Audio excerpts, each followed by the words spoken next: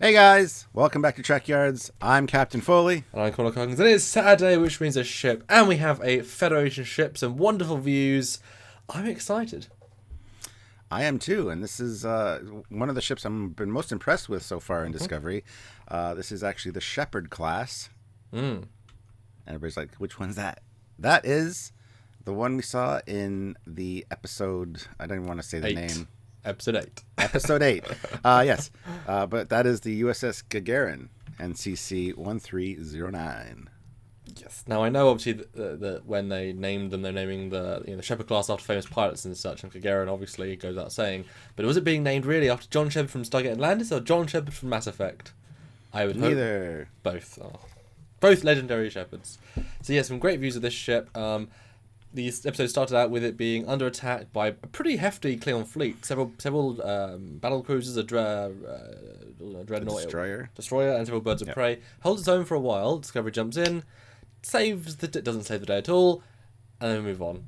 And this ship is of a class that, like the Shepard class that we saw in Battle by a Star. So they're reusing the mass fleet. And this was one that really stood out to us at the time. Didn't get any clear views because they're not very good at showing clear views. But this episode we do. So what were your first impressions? Now we've got to see it. Really see it. I really love it.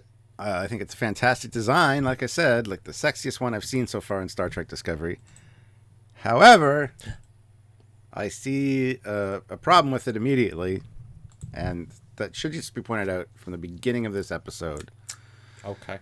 As much as I love this design, if you literally rotate the image, it is the Shenzhou design with a few little alterations to the struts and a few little changes, but it's the exact same design as the Shenzhou was. So, only it looks better in this configuration, in my opinion. Now, is this one of those things whereby it's kind of you think they might have kit bashed it and said, hey, we've got this design, ships are going to be iterative, they're going to be close but no cigar, let's do something that's, I mean, obviously in essence that's a more Star Trek move to do. TNG, they kit bashed everything to everything. So if anything, that's a really cool thing. But did you note that in the episode and think, oh, that's a bit of a cheap way of doing it, or did you see it as its own ship first and then only on further inspection you're like, Yeah, I saw it as its own ship first, and it really stood out, and I thought, that's a fantastic design. And then the more you look at it, the more you realize that, hey, this thing's exactly the same as the Shenzhou. Now, one of the things that really highlighted that for me was on the bridge we see a display with a silhouette of the ship. Yeah. And it says USS Gagarin, but it's actually the Shenzhou silhouette. It's even got the nacelle strut things. There's no alterations to that at all. That is literally the Shenzhou, and the computer has it labeled as the Gagarin. So yes, I've managed to find a good angle from, if you recall, when the Shenzhou comes into orbit, and I've flipped the Gagarin up and down, and in the end, obviously, you guys will see this image. But yes, very, very similar. Obviously, the big difference being now, obviously, we've got to think that they are still trying to keep a continuity in terms of their own designs. I know that John Eves, that designed a lot of these ships, in fact, all of them, or most of them, all of them, he wanted some idea of evolution and some sense of iteration. These are several steps before TOS, and it's more of a range of designs that were trying new things and obviously failing because they didn't continue, but a whole range. But if you look at these two shots, which you'll see in the edit, really the Shenzhou is a much older ship, and its nacelles are completely different, whereas the Gagarin has very Discovery-esque engines, but a bit closer to what the Europa was. More of a familiar design than the Shenzhou. Obviously, the bridge module is more normal, but the deflector's in the same place. The struts, there is no big back part with all the windows. There's now tech there. And obviously, as you say, the lines and the struts. But in terms of feel, they're very, very similar. But I would say that the Gagarin, if looked in this way, is a much sleeker version. A lot sort of less details, but that kind of works the TOS feel, because TOS is meant to be smoother and sleeker. So intentional or not, that's only what comes across. But that's not how I'm meant to look at the ship. We're meant to look at it the right way up, so we're going to go back to the right way up. And my first impression was, it's great. It's nice to see top-mounted nacelles like we're used to. It has a great sweeping curve, as it moves, and I'm intrigued by scale, things that we do and don't see on the design, and I'm excited to go into it in more depth. Mm-hmm. One thing that stands out for me right away is the lack of, as you said, some extra detailing that the Shinjo has, and that's like visible escape pod hatches, things like that. I don't know if they're on the underside of this one because they were on the upper side of the of the Shinjo. I don't think so. I think this is textured more smoothly, and again, more to that TOS look, especially when you see it from the top in the one view where the Discovery's coming over. It looks very TOS, just from that lighting. It looks a nice white. It's got a little bit of Aztecing, a lot smoother surface overall, and the red Bizarre collectors. It all makes it feel very cohesive as a TOS design, and actually kind of fits in with Prime timeline. Whereas the Shinjo was very much a darker color palette. You had all the detailing of the escape pods and everything that was visible on the top. And to be fair, the NX has escape pods, and the Connie has Constitution Class has them, but they're meant to be inside the hull, non-visible. So you could argue that, whereas you can just call out the plates where the escape pods are in the NX because you can, where they escape from. So that could be another link to. I mean, I don't know how much thought they really put into it to link all these things, because they had a new mission profile. They had a new let's do something different. So it's kind of tricky to try and link everything, but we do try. Yeah, and on TOS Enterprise and the refit. We're actually doing a Saturday episode on escape pods at some point in the future, but they're actually hidden behind explosive panels. Yep. So it's a very smooth looking hull, and when need be, the panels blow off and then the escape pods come out. And I think that's kind of this next iterative step from the Shinjo, which is an older ship that we know, to the Shepherd class here, which I would assume is a newer style design, or at least built later, not necessarily newer style, but maybe with the construction methods they have currently in this era, just designed differently. The escape pods could all still be lined up there and just behind explosive panels to make it look smooth and very sleek, as the TOS ships tend to do. So, absolutely. This is a kind of tricky one because we are introducing this entire fleet and trying to work out. The fact that the registries don't seem to correlate particularly anymore. We've given a Trek recorded a whole article on all the different registries, and they're all over the place. And being 10 years pre-TOS and some meant to be older, it shows that there is not a chronological beat for beat, which we always said there isn't a direct. I mean, there might be some, you can tell the era probably by what it is and whatnot, but it's not a direct correlation. And I'm trying to look back at the Battle of the Binary Star and see how many ships actually had the red and blue Bassards, because we were told by people beforehand that they were doing red Bassards to obviously link to the Prime continuity, but then suddenly Discovery had blue. It had red in the title sequence, which had been made a while before, which implied they were going that direction. Suddenly, boop, they changed to blue. The Europa has blue, but this ship has red. Now, is that implying that the Gagarin is one of the newest of the classes because it's got this red Bassards? This is the... Although you would think the Admiral would pick a really new ship, it might just be a really reliable... the Galaxy class is still a reliable, kick-ass ship, even when the Sovereign comes out. You wouldn't necessarily swap your flag. And in Battlestar Galactica, they chose Galactica rather than Pegasus, so it doesn't necessarily equate to new is new. But do you think this might be one of the newer ships? It has a Shinjo feel. It feels like an updated Shinjo.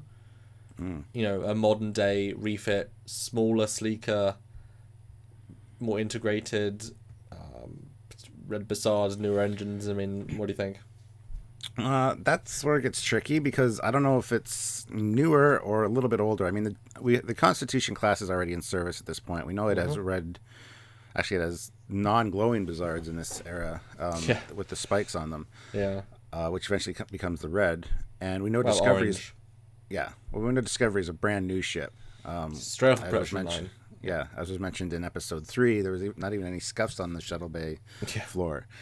So I'm wondering if this might be a little bit older than the Discovery, kind of built at the same time or just after the Constitution class, perhaps. And I think the blue Bassard collectors might be a new experimental technology. One thing that's bothered me is we've never seen the Discovery in flight, just nice flybys. It doesn't seem to, have a standard operating procedure as far as like other ships we've seen. We've always seen nice beauty flybys, right? Mm-hmm. This one's like always sitting still, and then it jumps, Mm-hmm. and then does a little bit of whatever. We don't ever see any nice shots. Well, I guess they don't need to do warp at this point. I mean, there is... Or are the blue Buzzards specifically designed to pull in different elements other than hydrogen for the spore drive? I'd hoped that would be the case, and then we'd see them swap between blue and red. So, Buzzards can have multiple operation types, hence why they can change. There's no reason why they should always be red, whatnot. But then obviously the Europa had blue, so it's like, oh, okay, fine. Yeah, that's true too. I forgot about the Europa. Exactly. They keep throwing in things that ruin our ideas, Yeah. and they just... It's tricky, because, yeah, you're right, this could be the just before the Enterprise, or just around the Enterprise. Mm-hmm. But then, if blue is the new advancement, then the Connies would go to blue, they wouldn't go to orange. Now, while blue might link to refit, because obviously there is that jump where it goes into being completely self-contained, and that kind of works. And obviously all these engines are not spherical, they're filled to the brim with hull armour, although there's been some diagrams released that show there is still the internal circle engine inside the housing. And I do really like, I think we both said this, the Buzzard design. Yeah. Because it does feel like they can't get the same... It's like the Warp 5 engine. You can't focus on building... You can't build as many as you want to create those speeds, like the single Buzzard of the Enterprise. That is the most advanced engines for what it is. But you can't build those most of the time. You've got to build... What's the close second to getting Warp 7 drives, but at a lesser cost? Well, one big, two small. And then it just advances into single big, and then obviously it refines that away from Buzzard technology, then back into something much, much bigger and grander later on. So I really appreciate that. I like, if there was a more direct line between the techs, that would work really well for me. But they're not the best at having any direct lines with any tech. Apart from Phaser. And truth be told, we haven't really seen a lot of Discovery, like I said, external shots. We know it has a standard warp drive as well. We've seen it used. It could be that they do switch from blue to red. We just haven't seen that yet. And it does warp out in the TMP-ish effect. Yes, which imply kind of a newer tech. But, yeah, we haven't really seen a lot of the ship, to be perfectly honest, and doing different... Well, we've seen a lot of the same stuff. A lot of it goes, and a lot of it just sort of, same sort of stuff, and a lot of it out of focus going in battles. Yeah. And it could be during standard operating procedures. It does have an orange glow or a red glow to them. Would be nice if they changed it. I would really like that. Well, maybe the spore drive and the warp drive can't be simultaneously active. So to turn, I would think not. Yeah, so to turn on the spore drive, you've got to deactivate the warp, at least some part of the system which degenerates the nacelles into the blue, but then why the hell does the Europa have blue Buzzards? And it would be fine if when it was blowing up they converted from red to blue, but then you're asking visual effects to make even more decisions. So it's confusing, and we're not saying it's bad or anything, we just know that these things had some sense, they had some continuity, even you can see the iteration of Buzzard design through all the different eras. You can see a direct design link because they were very conscious to do that, and yet they've thrown this stuff in. I know that John made it all be different steps, different types, different whatevers, but we have to link between the couple. At least they have glowing Buzzards like the NX, and at least the NX retconned those in. Now, interestingly enough, there were experimental warp drives or different warp drive warp nacelles in stuff like Starfleet Battles and things that did have blue Buzzard collectors. So it could have been an experimental technology that just never really went anywhere. Well, that's obviously the motif of this entire era. Since we don't see any design of any style of any of these ships, both sides of the fleet, none of the designs go anywhere. They're all failures in their own way. But let's get back on the ship. So this first picture, though, is a really good picture. I'm wondering, do you think those two... Because there is no aft shuttle bay component that we see. Well, there might be, but let's say there isn't for a second. Do you think those two bits either side of the bridge, or potential bridge dome, do you think those are maybe shuttle bay doors for like a single shuttle either side? Oh, could be. A huge bay. They've got two smaller bays, which would be kind of cool. It could be, yeah. Although the fact that the doors glow is kind of an odd choice. Well, they're self-illuminated. I mean, I mean, the Enterprise refit has a light going down, and the Enterprise E has light hitting it. So Yeah, I suppose. I mean, floodlights, that would make you know? that would make sense for like two separate Yeah. shuttle bays, and they're quite long, so they could be quite useful. Oh, there could be through decks. Ooh, that'd be even Have cooler. a whole Yeah. have just stacks of shuttles. I mean, that'd be a nice iteration on the same style. So you got to ask, what is the point of this craft? You know, what is it? A cruiser, light cruiser, heavy cruiser, science? The fact these ships the fact that Klingons are just attacking them doesn't tell us anything. So they're attacking any ship. So it's not like we can't say it's a heavy tactical ship or whatever. We have no idea. Well, the problem with the fly-through part is when you look at the back, they're actually glowing red. Although it does look like there's some kind of space or open hatch underneath them. So I don't think that's necessarily the case. Plus, they also tie directly into the struts at the back, so you need some kind of warp feed through there. Yeah, you're right. So let's go to the back view then. So yeah, definitely they're the impulse drives. You've got two aft, plus like I said in the previous version, the little bit at the back, kind of like a D7, and like the TMP Enterprise has those two half crystal things, which I love. So it's got 3 impulse drives, so probably fast or more maneuverable than some other ships, maybe for its speed, for its size. But yeah, underneath that look like it has some doors, and it kind of feels like they're reliant a little bit at the back. That middle bit has that kind of vibe. Yeah, and as you pointed out before, I mean, that center drive is very much refit style. Even the same kind of shapes, just for the center impulse engines. Because we know that like the Constitution class has squares, but they're further apart. They're spaced further apart. They're not put together, and they don't have that kind of triangular shape to them. So yeah, I really like that design style though for impulse engines. Like this one, I really enjoy that. So bravo to them. Now, there's one thing I've been scrolling through all the pictures through, and in one picture it looks as if there is in fact a slight red glow on the top of the engine, because we know that the Shinjo has multiple slices of red, like the warp grills, or meant to be warp grills, and then the Discovery has blue slits to add some extra glow, and obviously that should be consistent because the TOS Enterprise sort of was meant to have them, sort of, and obviously all the later ships had them, and the X had them. In the first picture we see them on the right hand side, there's a slight red glow on the top, but in every other picture there doesn't appear to be, and obviously it is under attack. There could be the warp drive is going offline, but it looks as if there isn't going to be any like slices of red glows. I don't know, or blue glow. I mean, they're kind of very more refit style. They're a lot less visually alive. Yeah, I personally would like to see some kind of blue glowing element. I do like I know we've said this before. Yes, the TOS one was supposed to have that kind of blue glow, but they couldn't get the bulbs in there or afford it or whatever. I've done that on my 350 TOS Enterprise, and it looks great. I mean, it's a visual tie-in from NX-01 all the way up to the refit, all the way up to the next generation. They should have some kind of little thing there. Whether they're, I don't know if they're shielded right now. Maybe they open. It's hard to get a good view, really, from the pictures we have, but. Yeah, they do say warp drive is off though, so they could be going down. But then you would think the Bassards, as part of the same system, in some ways, would also go down. Yeah. And again, that's thought they had to put in, but I don't think they put that thought in. Yeah. Just want to point that out because that could be, if it is newer, that could be an iterative step. Yeah, that's kind of what I was thinking, especially the shape of the engines and the impulse drive, everything kind of, and even the Aztecing, the hull plating is that next step towards the refit, much like the Europa. The Europa actually looked very much like the refit as well, as far as Aztecing goes, and even the hull markings. This one has a more TOS kind of hull marking as far as the registry number goes, much more so than the Europa had.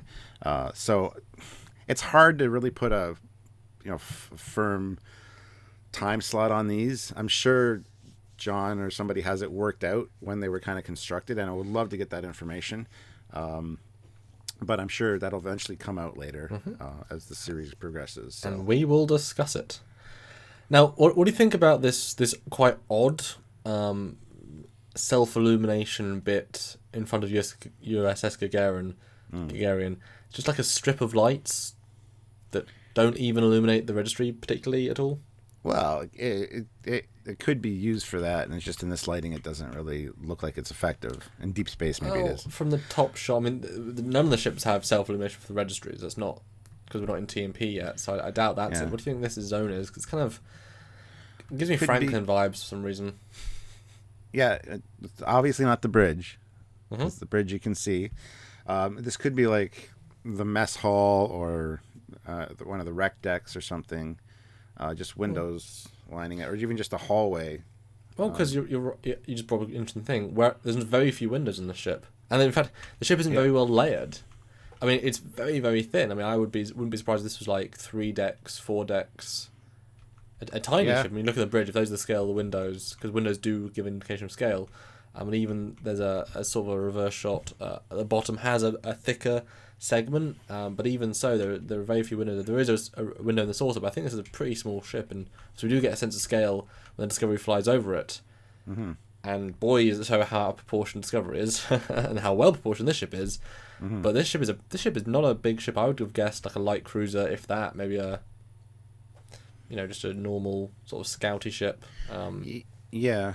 I mean, if you look at the one shot where you kind of see it from the bottom, again, you can see the deflector there, which just like, this is obviously the Shinjo upside down because the Shinjo's deflector was on top. But here you can see a strip of lights along the secondary hull there. You can see 2 rows of lights along the edge of the saucer, kind of like as usual for the Federation. So, yeah, I can see this being 7 or 8 decks at the most. Yeah, it's definitely a smaller ship, which I like. I mean, not the impression I got from the last episode, but given that it's speed that we seemed, I guess, getting an impression of speed from this ship, might be that sort of light cruiser, more fast response vehicle. Yeah, I would say probably a light cruiser, yeah. But I don't know. Overall, I think it's a very impressive looking ship. I just wish they would have made a few more changes to it to make it non-Shinjo-y. Yeah, it shows that, I mean, how many ways can you link a saucer to a secondary hull and such? The Discovery also has unique engines that's going for them. They've obviously just taken the idea of the Shinjo. It's in that iterative path of design. They've just taken that secondary hull format, and the saucer they've made a lot sleeker, a lot more TOS-ified. There's not, even the phasable turret has a couple of small ones, but there's no hatches and no windows. I mean, it has a different feel. I do think it feels close to TOS. I do think it feels like an interesting step that way. Yeah, I like it. It's I want to see, again, as we always say, we want to see it in full 3D. You want to see orthos of it. Want to see it, all those different things. I want to get a sense of scale. I want to know all the things, Stuart. I want to know all the things. And I'm sure one day we will. And of course, then we will do a full episode on it. Unfortunately, we're just getting little piecemeal glimpses of it, and it's hard to ascertain a lot of information from that. It's a lot of speculation and whatnot, but that's what we love doing here. It's kind of frustrating sometimes, but we still love it. It would be nice to have some solid numbers and figures, but so closing thought is it's a fun kit bash of the Discovery aesthetic, of their era aesthetic, and it looks good. Yeah. And like I said earlier, it's one of the sexiest ships I've seen in Discovery so far, and looking forward to learning more about it, and of course seeing other designs as well. But interesting. Well, we've saw them all in the Battle of the Binary Star, but did we really see any of them? No, we didn't. True enough. So, yeah, what do you guys think of this design? Do you like it? Do you hate it? Do you love it? Did you notice that it was a Shinjo just upside down? Yeah, I think there's 2 of the Battle of the Binary Star. Oh, really? Yeah, I think I have some names here. Yeah. Of other ones. Because I know, obviously, there was released that wonderful set on Trek Core, which we are going to look at, guys, just have not done it yet, and I'm sure this is part of that as well. So that will come, we'll take a look at all those high detail shots. There was the USS Ride and the USS Kerala, which are both Shepard class as well. Well, yeah, I just found a picture from the battle, and one of the treads, and there is, in fact, 2 lines, you're right, much clearer, 2 lines of windows on the saucer, and there's a whole load at the back, so it's clearly almost designed to be the other way around. Yeah. They've just flipped it to make a new ship, because kind of, yeah. Well, maybe it's flying. Well, no, it can't be flying upside down because of the registry. But yeah, I think maybe it was designed to go the other way around. Maybe it was a Shinjo alternate. It was designed to be close, and they're like, we'd rather have more cool details, then sort of we used it for this one. Yeah. Well, I don't know what to say. I love the Shepherd class. I know. Looking forward to it. You have to say, though, so put it in the comments below and let us know what you think. Please give this video a like, and don't forget to subscribe, because we take a look at ships every Saturday, and the rest of the time we're doing reviews or discussions, or we also have Fleet Yards, which we'll be getting back to regular schedule after Discovery's done. But for now, we're going to cover a lot of Discovery stuff while we can. And so anyways, make sure you subscribe so you don't miss anything. Yes, and obviously if you want to support this show and all the many shows, not just a single show, we're a network, we're a community, please go to our Patreon at patreon.com/Trekyards and support a little bit each and every month, like some of those amazing people that do, or a one-time donation at trekyards.com, give a little bit or a lot or anything in between, and it helps us make this show, all the shows, and keep bringing you Trek and other bits of sci-fi universe goodness on a daily, weekly, monthly, yearly, infinitely basis. Yes, because that's a word now. All right, guys. So until next time, I'm Captain Foley. And I'm Connor Kungs. See you in the future. Bye, guys.